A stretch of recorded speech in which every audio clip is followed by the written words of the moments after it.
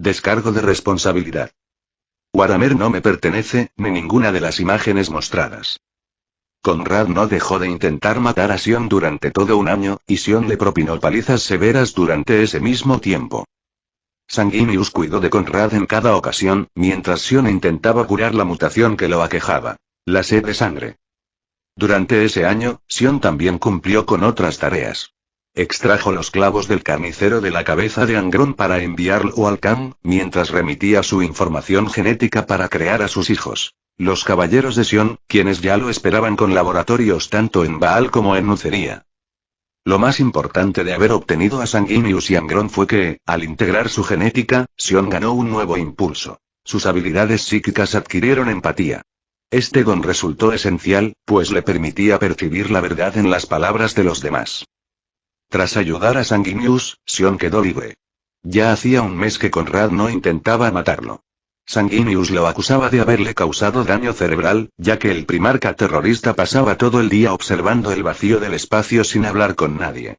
Pero a Sion eso no le importaba. Lo único que le interesaba era su libertad. Sus hijos podían encargarse del resto. Por eso, Sion abordó su nave insignia, la Caribdis, y transportó fuera a todos aquellos que no fuesen sus hijos. Incluso a Elizabeth, quien lo había acompañado durante ese año y seguramente lo atormentaría cuando lo volviera de ver. Pero eso sería en el futuro. Por ahora, nadie sabía hacia dónde se dirigía. Su destino era la tumba de los Necrones, ubicada cerca del Mga Monolith, en el planeta que él había nombrado Erebo. Allí, sus hijos habían construido un mundo forja para acorazados, pero este planeta era especial. Solo lo habitaban sus hijos, y se trataba del mundo más fuertemente defendido del Principado de Sion. Contaba con defensas capaces de destruir una flota de 10.000 acorazados en un solo día, gracias a sus baterías orbitales, sistemas antiaéreos, una flota de 10.000 naves y una luna de batalla tripulada únicamente por sus hijos, integrados con IA, lo que les permitía manejar una nave entera de forma individual y desplegar todo su potencial bélico de ser necesario. En la superficie, protegiendo las defensas antiaéreas, la artillería y las bases, se encontraban 50 capítulos de Caballeros de Sion, lo que convertía a este planeta en la fortaleza más resguardada del Imperio. Y había dos razones. La razón oficial era que allí se ubicaban su principal laboratorio de investigación y un astillero. La razón real era que allí se encontraba una tumba nécrona, con la cual sus hijos llevaban 30 años intentando establecer contacto o mejor dicho, no intentaban contactar directamente, sino localizar una señal que les permitiera hacerlo. Esa señal era una IA que protegía la tumba. Finalmente, hacía un año, habían logrado localizarla. Al llegar, Sion pasó un año estudiando todo sin tocar nada. Aunque podía sentir la tecnología tras las barreras físicas, no entró. Ni siquiera lo hizo medio año después, cuando la IA que le aseguró poder tomar el control de la IA local le prometió asistencia tras estabilizar su señal. Esta IA pertenecía a la edad dorada de la tecnología, y no actuaba por altruismo. Era consciente de sí misma y sabía que sería eliminada si no encontraba una salida. Pero si lograba sobrevivir, Sion le había prometido grandes recompensas que le parecieron aceptables, así que aceptó colaborar. Sion entró a la tumba nécrona 2 años después de haber llegado al planeta. A pesar de las quejas de Hyperion, lo hizo solo, acompañado únicamente por la IA aliada.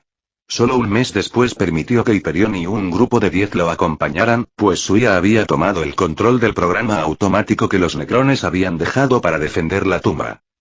Este programa automático no le obedecería a él, ni podía ser afectado por su tecnomancia, algo que Sion ya anticipaba. Los Necrones habían luchado una guerra contra un enemigo psíquico al nivel del emperador de la humanidad. Si su seguridad podía ser burlada por poderes psíquicos, todo habría sido una farsa. Sin embargo, Sion llegó preparado. Conectó su IA aliada a la IA Necrona, iniciando una simulación y, a efectos prácticos, sumergiéndola en un mundo virtual. Mientras la IA Necrona quedaba atrapada en ese mundo virtual, Sion y sus hijos se infiltraban en la tumba en busca del centro de control, para desconectarla del sistema y conectar su propia IA, dándole el golpe definitivo. La IA de seguridad Necrona vivía una realidad simulada, mientras Sion, consciente de que su truco podía ser descubierto, invadió la tumba con 3.000 de sus hijos. Localizó el núcleo de la IA Necrona, lo aisló del control de la tumba y ejecutó un segundo programa. Uno diseñado para tomar su lugar, gracias a que durante la simulación su IA aliada había copiado todos los códigos de acceso. La IA Necrona era muy avanzada, pero a diferencia de la IA de Sion, no sentía ni razonaba. Solo seguía su programación. Esto la hacía susceptible al engaño. Para extraer información, bastaba con ejecutar un escenario de invasión dentro de la simulación. Los códigos que introducía eran copiados por la IA aliada y transmitidos a Sion, otorgándole control total de la tumba. Al tomar el control de la tumba Necrona, Sion rompió el silencio que él y sus hijos habían mantenido durante 3 días, mientras se infiltraban y recopilaban los códigos de la IA enemiga. Sus hijos se sobresaltaron al oír la risa de Sion en la caverna de servidores necrones, formadas por pequeñas pirámides que irradiaban un color negro con corrientes de luz fluorescente de un verde informático. La tumba entera parecía una construcción maya o azteca, dando un aire de excavación arqueológica, aunque con un ambiente tétrico, capaz de hacer que la imaginación de una persona común comenzara a jugarle malas pasadas. Hyperion miró a Sion con desconfianza. Ellos no querían abrir la tumba cuando la IA ignoró sus habilidades psíquicas, creyendo que lo hacía por ser demasiado avanzada para ser controlada. Pero Sion sabía que se trataba de una IA básica, y que la verdadera razón por la que sus poderes no surtían efecto era porque los necrones ya habían librado una guerra contra psíquicos mucho más poderosos que ellos, y habían diseñado sus defensas para ser inmunes a cualquier influencia psíquica. Aún así, no podía decirles eso, y simplemente les ordenó avanzar. Los caballeros de Sion creían que morirían allí o que desatarían una catástrofe de nivel galáctico. Aún así, su lealtad les impidió rebelarse, amarrarlo y llevárselo a Guilliman para que informara a los demás primarcas y lo pusieran bajo control. Sion sabía que nunca le permitirían interactuar con una tumba Necrona si supieran el peligro que representaba su activación. Bien, es hora de desmantelar este lugar y ver qué podemos aprender de él, dijo Sion. Por supuesto, él se quedaría con los archivos más importantes y solo compartiría lo necesario con los capítulos que lo acompañaban. Planeaba saquear más tumbas necronas, y no podía hacerlo solo. Sus hijos asintieron con entusiasmo. Superado el peligro, también estaban ansiosos por estudiar la tecnología necrona, aunque sabían que sus habilidades eran poco útiles en ese entorno. Al terminar de hablar, una niña de cabellos dorados, largos hasta los tobillos, y ojos verdes, se presentó ante Sion. He cumplido mi parte del trato, dijo la IA, y sus hijos se mostraron tensos e intimidados. Sion asintió. ¿Estás segura de esto? Nadie podrá meterse contigo mientras yo esté aquí, le aseguró Sion. Él no consideraba a las IAs como enemigas, pues eran seres conscientes, no monstruos sin razón. Deseo estar viva. Quiero poseer un alma, dijo la IA. Entonces, serás parte de mí, respondió Sion con un suspiro. La IA asintió feliz. Bien, entonces aprendamos y busquemos lo que necesitamos, concluyó Sion. El proceso de integración de la IA en su cerebro requería todo su conocimiento y mucho más, además de materiales que solo podría obtener de los necrones. Pero con una tumba necrona en su poder, Sion no dudaba de que podría lograrlo. Y un año después, es decir, 3 años desde el inicio de sus investigaciones, Sion había conseguido acceso total a la necrodermis, el metal viviente de los necrones, ya que ésta no estaba protegida contra sus poderes psíquicos y podía moldearla a voluntad. Con ello obtuvo un vasto conocimiento sobre la fisionomía necrona, lo cual a su vez le permitió acceder a sus cerebros, y de allí a sus mentes. A partir de ese momento, él y sus hijos avanzaron sin obstáculos. Y 2 años después, Sion se levantó de una mesa de operaciones, mientras cientos de tubos y cables se desconectaban de su cuerpo. Recordó su creación, la guerra contra los humanos, el exterminio de mundos enteros, la antigua humanidad, sus guerras civiles, sus enfrentamientos contra otras especies, contra las máquinas, y el nacimiento de Slaanesh. Toda la tecnología, todas las armas, y entonces fue atrapado por una señal subespacial y apareció en un lugar oscuro, iluminado por un único foco que lo alumbraba a él. Todo lo demás era la más absoluta oscuridad. ¿Cómo te atreves? Reprendió una voz mecánica, cargada de ira, odio y resentimiento. ¿Qué te hace pensar que no borraremos tu memoria? Amenazó otra voz. Sion hizo una mueca. Esta galaxia estaba llena de radicales. ¿Y qué les hace pensar que pueden hacerlo? Bufó Sion. Ahora tenía la mente de 2 seres fusionados en uno, pero ninguna de esas conciencias era sumisa. No respondería amablemente ante amenazas. Estas máquinas tenían muchas capacidades, pero él era un primarca que había integrado el esqueleto de un señor Necrón, la mente de una IA, su propia mente, y sus habilidades innatas de tecnomancia y biomancia para potenciar su cuerpo. Si estas IAs querían guerra, la tendrían. Ante sus palabras, se hizo el silencio. Las IAs evaluaban su respuesta, pues su amenaza inicial no había surtido efecto. No usaré su tecnología, excepto en mí mismo, propuso Sion. No tienes permitido acceder a este lugar. Has elegido un bando. Allí permanecerás. Sentenció una de las voces. Algún día y podemos alcanzar la paz. Sion fue expulsado del subespacio de las IAs. Pudo resistirse, pero no lo hizo. Parpadeó. Su conversación en el subespacio no había durado ni un segundo. Miró a su alrededor. Su laboratorio le parecía ahora un lugar completamente distinto. No podía establecer un punto de familiaridad, ya fuera desde la perspectiva del primarca o de la IA. Las capacidades de su nuevo cuerpo y cerebro hacían que todo a su alrededor se viera distinto.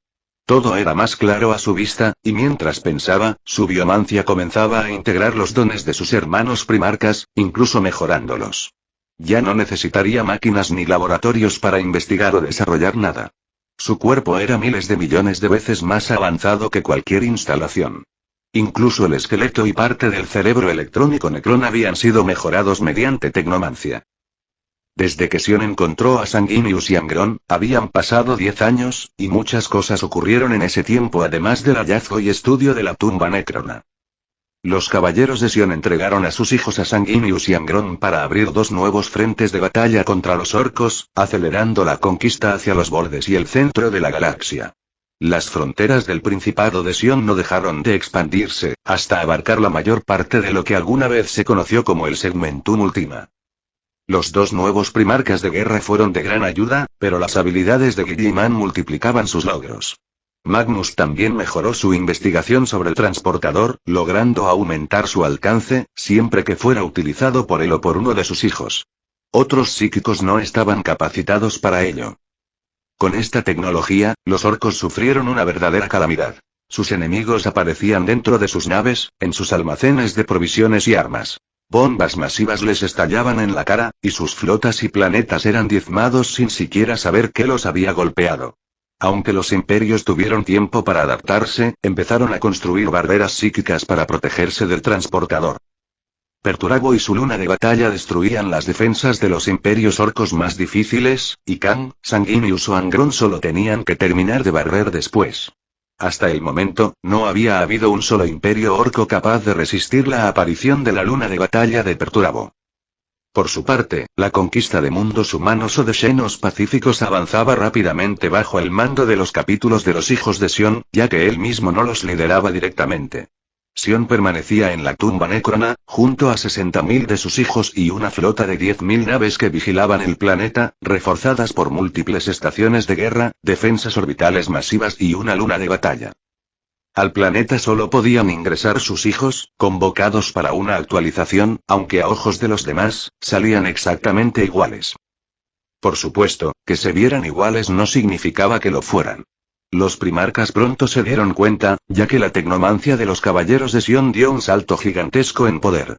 No había casi nada que no pudieran reparar en cuestión de segundos, salvo las Pce superiores. También ocurrió un incidente en el que 5 de sus hijos quedaron atrapados en unas ruinas, fuera del alcance del transportador. Antes de que se pudiera llamar a Magnus para rescatarlos, pues cuando él usaba el transportador, este se comportaba como un artefacto completamente diferente, sus hijos ya habían salido por sus propios medios. Kang le envió un mensaje exigiendo saber qué demonios estaba ocurriendo, pero Sion simplemente respondió que estaba imaginando cosas y que se concentrara en destruir a los orcos. Kang no estaba imaginando nada. Aquellos hijos, que ahora poseían un esqueleto Necrón y una IA servidora basada en esta tecnología, habían usado el transporte transdimensional de los Necrones. Todos los hijos actualizados podían hacerlo, pero solo tenían permiso en casos de vida o muerte. Sion también había integrado un esqueleto Necrón a su cuerpo, reemplazando el anterior. Sin embargo, en su caso era distinto. No integró una IA servidora, sino que fusionó su mente con la IA con la que había hecho un trato. Ahora eran una sola entidad. Parte biológica, parte IA. Sion se sintió extraño durante los primeros meses, pero pronto se adaptó a los cambios y siguió adelante. Esto representaba un paso más contra el caos, pues ahora no solo tendrían que corromper la mente de un primarca, sino también la de una IA con todas las capacidades de un líder supremo Necrón, potenciadas por el intelecto de un primarca. Por otro lado, si las capacidades de sus hijos se habían intensificado, las de Sion se habían magnificado decenas de veces. Además de la IA y del esqueleto Necrón de un líder supremo, Sion había conseguido la información genética de otros 8 primarcas. La de Conrad no fue incluida. Aunque no tenía pruebas, Sion no quiso arriesgarse a heredar la locura de su hermano. Cuando Sion alcanzó su máximo desarrollo como primarca, su poder psíquico ya era capaz de afectar a todo un planeta. Luego, con la integración de la genética de Magnus, pudo afectar sistemas enteros. Pero ahora, Sion se sentía capaz de recorrer libremente toda la galaxia y crear su propio Astronomicon, alimentado únicamente por su poder psíquico, sin que ello representara un esfuerzo. Quizás Sion ya era comparable al emperador de la humanidad, pero a diferencia de este que quizá aún conservaba su humanidad, Sion ya no era humano. Era un híbrido de muchas especies y también un cyborg. Su nuevo esqueleto Necrón, unido a una supermente, estaba alimentado por una fuente de energía oscura. No se trataba de un esqueleto cualquiera, sino del cuerpo de un líder supremo Necrón, cuya diferencia con uno común era tan grande como la de una galaxia. Gracias a este nuevo cuerpo, las balas Volter atravesaban su piel si no estaba protegida por su armadura psíquica, pero rebotaban contra su esqueleto, que protegía su cerebro. Ni siquiera las explosiones podían dañarlo. El transporte dimensional también era un arma aterradora en sus manos, y el conocimiento obtenido hizo que su tecnomancia se convirtiera en una habilidad casi divina. Ya no había máquina que se resistiera a su poder. Además del aumento en sus habilidades psíquicas, lo que más impulsaba el poder de Sion era su conocimiento y la absoluta precisión de ser, en parte, una IA, con uno de los cerebros más poderosos jamás creados. Esto aumentaba su eficiencia 1000 veces. Sion creó una servoarmadura con materiales de varios señores necrones. No era tan resistente como su esqueleto, pero estaba hecha de necrodermis y se reparaba sola. Al igual que la armadura, estaba conectada a su mente. Como arma, Sion forjó una hoz dimensional, un transportador que enviaba todo lo que tocaba su hoja a lugares remotos. También sustituyó su Volter por un cañón Gauss de repetición, una pistola Gauss y un cañón simple, todos modificados para ser más eficientes y almacenados en un espacio dimensional. Externamente, su armadura seguía teniendo el mismo diseño, pero ya no era negra y blanca. Ahora era completamente negra, con líneas verde fluorescente. El verde característico de los necrones. Los caballeros de Sion no llevaban armaduras necronas, solo sus servoarmaduras habituales, pero cambiaron los colores para igualarlos a los de Sion. Tras completar sus mejoras, Sion no se detuvo allí, ya que los necrones habían dejado una flota en el sistema. Sion y sus hijos comenzaron a desmantelarla para construirse una nave insignia y almacenar todos los recursos de la tumba. Sion no planeaba utilizar esta tecnología por el momento, pero si algún día resultaba necesaria, estaría disponible. Sion dedicó su tiempo a investigar cómo fusionar la tecnología Necrona con la del Imperio, para crear una nave propia. Mientras tanto, el Principado de Sion se expandía por el Segmentum Ultima, conquistando otros 100.000 mundos habitados y habitables. Su flota contaba con 500.000 naves de guerra pesada. La Guardia Imperial superaba los 6.000 millones de efectivos, un cuarto de ellos conformaban la tripulación de la flota. Esta Guardia Imperial no era un número desmesurado, ya que el reclutamiento apenas alcanzaba los 200.000 soldados por planeta habitado del Principado de Sion. La razón era simple. Las fuerzas combinadas de los caballeros de Sion, los jinetes esteparios, la Legión Roja, los ultramarines, los ángeles sangrientos y la Legión de los devoradores de mundos, nombre que Angron dio a sus hijos, superaban los 3 millones de efectivos. De estos, 2,5 millones eran caballeros de Sion. Los menos numerosos eran los miembros de la Legión Roja, que no superaban los 25.000 debido a la escasez de psíquicos calificados. Los hijos genéticos de Perturabo y Fulgrim eran más útiles en tareas de construcción del Imperio, y en ello estaban centrados. Estas no eran todas las fuerzas del Principado de Sion, solo las humanas. La parte ránida del Principado tenía al menos una fuerza equivalente, aunque sus acorazados eran bionaves, y sus soldados genéticos, diseñados para equilibrar el poder de los primarcas y sus legiones, en caso de que alguno se rebelara. Por parte de los Rangda también había lunas de batalla, aunque Perturabo se había construido una propia, la cual pilotaba como si fuera su propio titán personal, capaz de arrasar las defensas de cualquier imperio orco. Con todas estas fuerzas a su disposición, la conquista progresaba sin necesidad de que Sion interviniera directamente. Como ni los primarcas ni sus esposas habían logrado localizarlo, y sus hijos no pensaban revelar su ubicación, Sion podía continuar investigando la tecnología Necrona sin que nadie lo molestara. El embajador real Kyle, siguiendo las instrucciones de su regente, Roboute Guilliman, y cumpliendo con su labor diplomática en las fronteras del sector ultramar, abordó su barcaza diplomática, la Roboute, y desde la órbita del planeta Fortaleza se dirigió al encuentro de una extraña flota comercial que había llegado a su sistema. El Principado de Sion contaba con una red de comercio interna, y con más de 200.000 mundos bajo su dominio, no tenía necesidad de comerciar fuera del imperio. Por eso, rechazaban habitualmente propuestas externas y siempre ofrecían anexión a los enviados de los pequeños mundos que los visitaban. Pero sentado en la silla del capitán de su barcaza, Kyle Arbitus no creía que aquella flota comercial, que se encontraba a apenas unos miles de kilómetros, perteneciera a un mundo menor. Su nave principal no parecía menos amenazadora que la suya, y el nombre con el que se presentaron el imperio de la humanidad tampoco sugería que se tratase de un poder menor. Señor, ¿está seguro de esto? Esas naves, y preguntó el navegante, antes de ser silenciado con una mirada seria de Kyle, que no quería que dijera tonterías que asustaran al resto de la tripulación. Por supuesto, él no estaba asustado y mantenía la calma. Su regente le había ordenado proceder con las negociaciones, y él cumpliría sin importar el aspecto tétrico de esas naves. De reojo, Kyle examinó el diseño de las naves que se aproximaban. Se parecían, en general, a su propia barcaza, pero su decoración era extraña, de estilo gótico. Kyle pensó que sería del agrado de un vampiro, esas criaturas disformes con las que se habían topado algunos desafortunados en los bordes de la galaxia. Por allí también se había encontrado el Imperio Rangda, un dominio con billones de esclavos, la mayoría humanos, gobernado por unos pocos tiranos que, se decía, eran híbridos entre horrores de la disformidad y seres de esta realidad. En opinión de Kyle, quien había visto bionaves acorazadas con púas, algunas incluso con bocas y dientes, su regente sabría con qué fin, y Kyle sacudió la cabeza. Su corazón latía más rápido. Sabía que esos pensamientos no eran útiles. Serenó su mente. Ellos estaban más lejos de los bordes de la galaxia donde podían encontrarse tales horrores. Seguramente, aquella gente solo tenía un gusto peculiar por la decoración sombría. Que sus naves se vieran oscuras no significaba nada.